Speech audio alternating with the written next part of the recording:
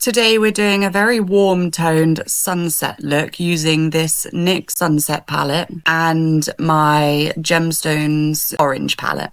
I started by tucking a generous amount of that yellow right on my brow bone, and then we're dipping in with a tiny brush into the orange shade, sort of a light orange shade for now, and I'm starting to sketch on my crease line. We're doing a cut crease look today, and then I'm just going to go in and deepen that a little bit with this darker orange. I'm going to keep dipping between the two different orange shades to build up this crease line, sneaking it under that yellow but leaving just a pop of it. That's why we packed so much on earlier. I'm trying to keep the lines soft, but we don't need to worry about it being tidy. And then we're going to dip into the pink and just sort of try to fill in that outer corner, wing it straight up so we've got a super lifted look. I'm sticking with my super small pencil brush for the moment just to get the general shape going, and then I'll switch to a fluffier brush so that I can get a little bit more of that colour on and keep it nice and soft. I'm using a very light hand so the colours don't all get lost in one another. I want a nice definition between that pink and the orange. Speaking of definition, my plan was always to cut this crease with my orange eye base and try to get that nice definition there with a big pop of orange. I feel that lost all of the definition I just worked so hard for. So I grabbed a baby wipe and I wiped it all off, and we're going in instead with a concealer base colour, and we're going to carve our crease with that instead.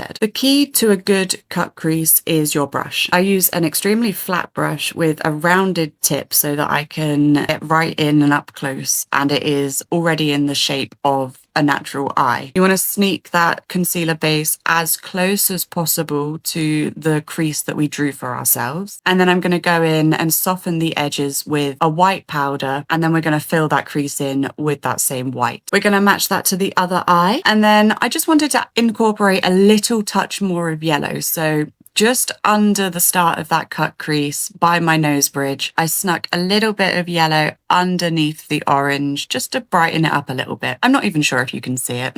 I popped my base on, and then using my Revolution bronzing heart, I'm just using a giant brush to sweep that all over my face. Give me some sunny, glowy goodness. Lining my lips in a neutral colour and then filling them in with some orange face paint, setting that with orange powder, and then I topped that with some orange glitter and some glittery lip gloss. Final touch is adding some mascara, which went a little bit clumpy, so I very carefully took a comb to separate the lashes out a little bit. That is the look. I am honestly in love with this one.